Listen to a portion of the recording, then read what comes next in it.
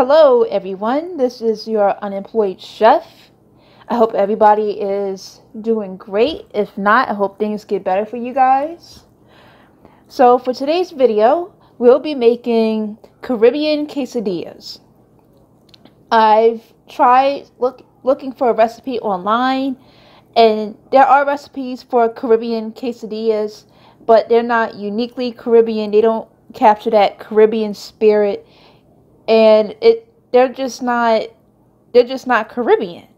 If I were Caribbean, I would make sure to have spices that are found in the Caribbean, and they just have that Caribbean spirit. That's all I have to say.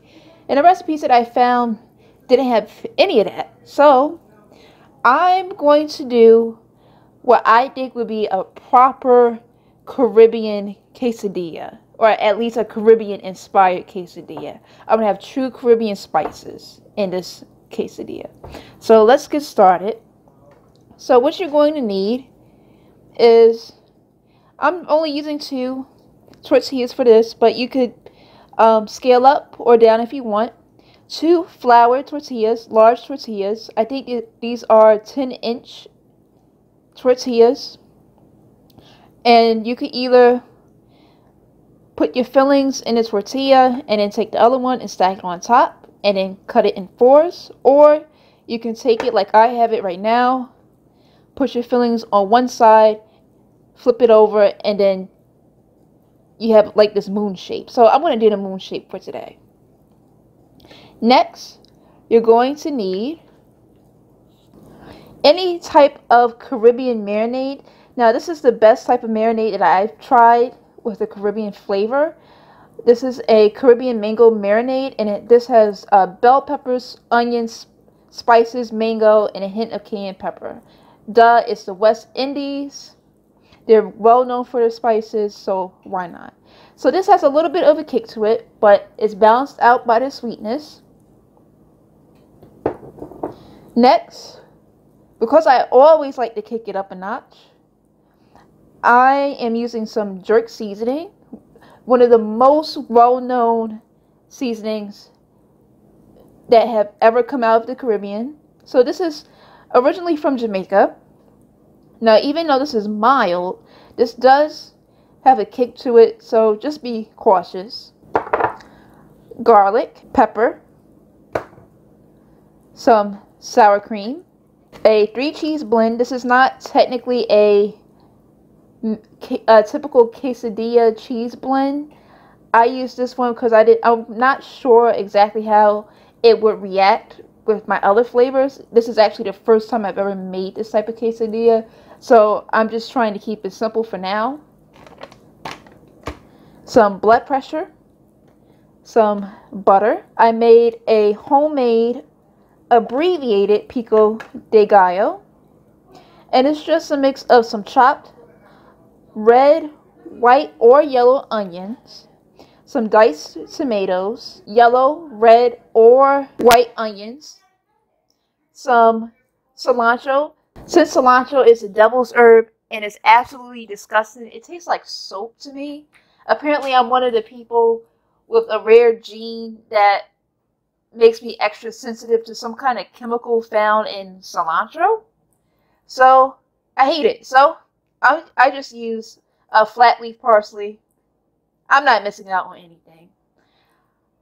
A couple of squirts of lime juice, some salt, and that is my abbreviated Pico de Gallo. And you could also use some thinly sliced jalapenos, but since I'm already using a lot of other spices, I don't want to overload things too much. And most importantly, chicken. So my chicken, these are thinly sliced, like in a fashion of what a fajita would be. Some chicken tenders that have been marinating in my Caribbean mango sauce, and I've added a little bit of the jerk seasoning to it. And this has been marinating for about 2 hours. Now, because they're cut so thin, you don't have to marinate it that long, but the longer, the better. It is what it is. So to get started, I'm actually going to, and this is optional, I'm going to add in some red, yellow, and green bell peppers to add some texture, some extra flavor to my quesadillas. And I'm just going to char these just a little bit in my cast iron, or better yet, sear them. Trying to use my proper terminology. And also, because they were defrosted, I don't want all of this extra water in my quesadilla, so it's just going to be a way for me to take that excess water out. So I have this pan, and now I'm going to put my bell peppers in.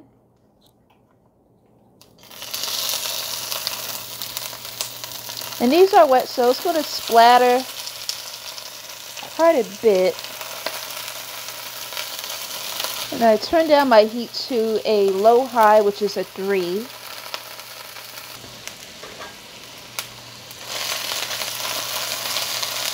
I'm going to get all my peppers evenly distributed in the oil so everything gets a nice coating. And I'm just going to cook this until it gets seared. And in the meantime, I'm going to add some black pepper and some salt. And the salt is supposed to not only enhance the flavor, but to squeeze out that extra moisture from the peppers. And while these are cooking, I am going to clean my stove. And I just turned it up a notch to a medium low, since I wasn't getting a good sear on my low-high temperature. So this is my lovely dog Teddy, and too bad he can't be a dinner guest today. But if you would like to see me maybe in the future make up some dishes for Teddy, watch him be cute, leave your comments down. So I have a nice sear on my peppers, as you can see, and they are done. So now let's get to the chicken. So I have about 4 tablespoons of olive oil in this pan, and I'm going to put it on a 4 and just let it warm up. And just like what I did with my peppers, I want my chicken to have a nice, I guess, sear on them. And it's now time to put the chicken in. So these won't take a long time to cook. Just make sure that you don't overcrowd the pan. And I'm going to, again, add the marinade back onto the chicken, so I can get that extra island flavor. It looks like I'm going to need to put the chicken in 2 batches. And then I'm going to cook until I see a nice golden brown color. And this should not take long. Probably less than a minute per side, actually. And this is the color that you want to look for right here.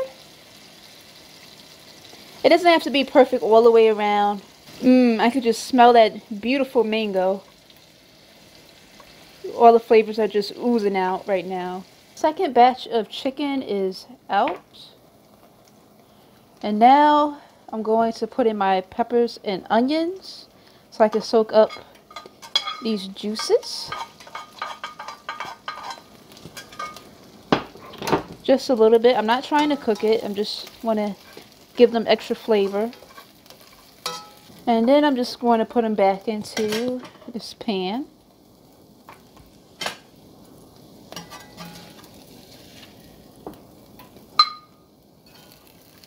And then I'm just going to blot out the pan. I turn down my heat to a high-low.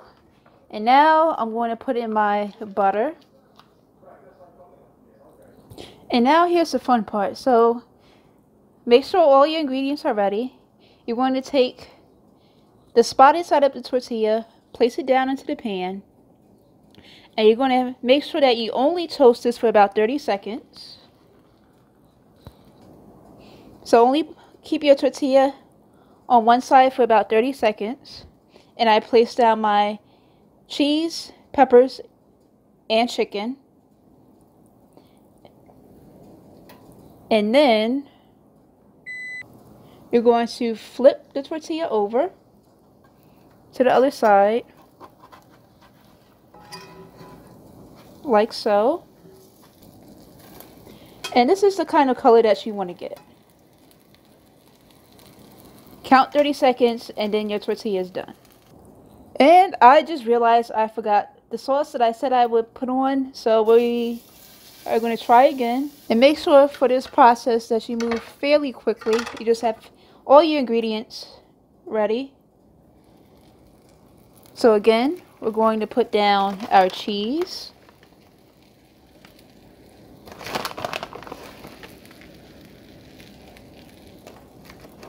This tortilla or quesadilla folding method is best if you don't feel like going to the store to get extra ingredients, because it takes a lot more ingredients to fill up a full tortilla than a half tortilla.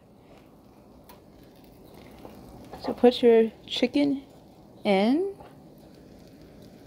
Make sure not to overstuff it. And here is some of my delicious marinade. Just going to drizzle it on. My peppers. And then I'm going to flip it. Be careful of the hot pan. A nice gentle flip. Press down so everybody is enclosed. This one does not want to cooperate. Here we go.